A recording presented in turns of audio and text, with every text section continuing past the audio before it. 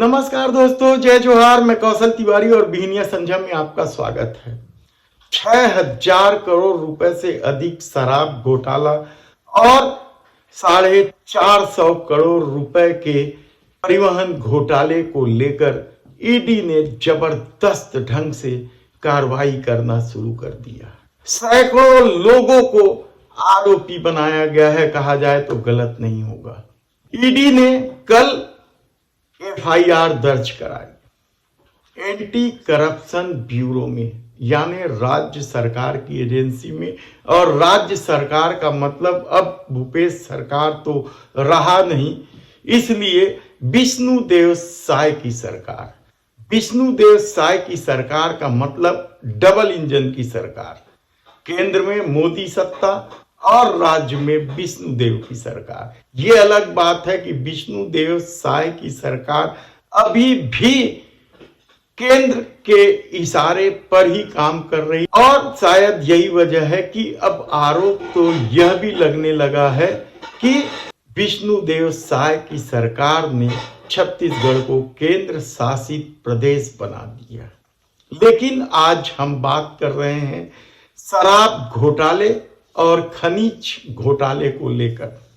विधानसभा चुनाव के पहले इन दोनों घोटालों को लेकर जिस तरीके से ईडी ने कार्रवाई शुरू की थी, उसके बाद छत्तीसगढ़ के तत्कालीन मुख्यमंत्री भूपेश बघेल ने न केवल केंद्र सरकार पर बल्कि ईडी पर भी जबरदस्त आरोप लगाए थे, और यहां तक कहा था कि ईडी मोदी सत्ता के इशारे पर राजनीतिक द्वेष के तहत पूरी कांग्रेस को बदनाम करने के लिए यह आरोप लगा रही है। तो क्या अब जब लोकसभा चुनाव सर पर है, मई में लोकसभा चुनाव होने हैं और फरवरी आखिरी या फिर मार्च के प्रथम सप्ताह तक आचार संहिता लग जाएगी, तो क्या ये जो कार्रवाई हो रही है या एंटी करप्शन ब्यूरो में जो 100 से अधिक लोगों के खिलाफ एफआईआर दर्ज की गई है,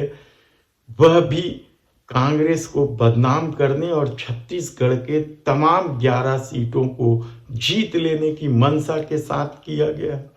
यह महत्वपूर्ण सवाल है, क्योंकि इस एफआईआर में अब जो नाम सामने आए हैं वे बेहद चौंकाने वाले नाम हैं। अब तक कानाफूसी जरूर होते रही कि इस पूरे खेल का मास्टरमाइंड पूर्व मुख्य सचिव विवेक ढांड, और आखिर ईडी ने एफआईआर दर्ज करते हुए बता दिया कि जो कुछ भी खेल हो रहा था उसको पूरा संरक्षण विवेक ढांड का था। विवेक ढांड आईएएस बेहद चर्चित नाम है, और मुख्य सचिव पद से रिटायर होने के बाद भी वे महत्वपूर्ण पदों में रहे, रेरा के भी अध्यक्ष रहे। विवेक ढांड की भूमिका को लेकर कई तरह के सवाल उठाए जाते रहे। उनके सिविल लाइन में लीज की जमीन को लेकर भी सवाल उठते रहे हैं, तो दूसरे और भी कई मामले हैं, लेकिन अब तक विवेक ढांड बचे हुए थे। लेकिन एसीबी में एफआईआर होने के बाद वे भी अब लपेटे में आ गए हैं। क्या उनकी गिरफ्तारी होगी, कहना मुश्किल है। अनिल टुटेजा अब तक गिरफ्तारी से बचते रहे, क्या उनकी गिरफ्तारी होगी? इसके अलावा भूपेश सरकार में मंत्री रहे 2 लोगों के नाम भी एफआईआर में दर्ज किया गया है। शराब मंत्री, वाणिज्य मंत्री कवासी लखमा, वे इस बार विधानसभा का चुनाव जीत गए। भूपेश सरकार में जब उन्हें शराब विभाग का मंत्री बनाया गया था तो क्या कुछ नहीं कहा गया था, लेकिन इस बार अब वे आरोपी बन गए। दूसरा नाम अमरजीत भगत का है। अमरजीत भगत खाद्य मंत्री रहे। चावल घोटाला, नान घोटाला जैसे आरोप उन पर लगते रहे, लेकिन शराब और कोयला जैसे मामले में अमरजीत भगत को आरोपी बनाना चौंकाने वाली बात है। अमरजीत भगत चुनाव हार चुके हैं। इसके अलावा दो पूर्व विधायक हैं, एक सोरी हैं, एक चंद्रदेव राय हैं, एक देवेंद्र यादव हैं, भी विधायकी जीत गए, वे भी दूसरी बार विधायक बने, महापौर भी रहे हैं, पूर्व मुख्यमंत्री भूपेश बघेल के लाडले माने जाते हैं। उनके और एक करीबी विजय भाटिया को भी आरोपी बनाया गया है। इसके अलावा एक आईएएस है जो जेल में ही बंद है, श्रीमती रानू साहू, एक और आईएएस समीर बिश्नोई, वे भी जेल में बंद है।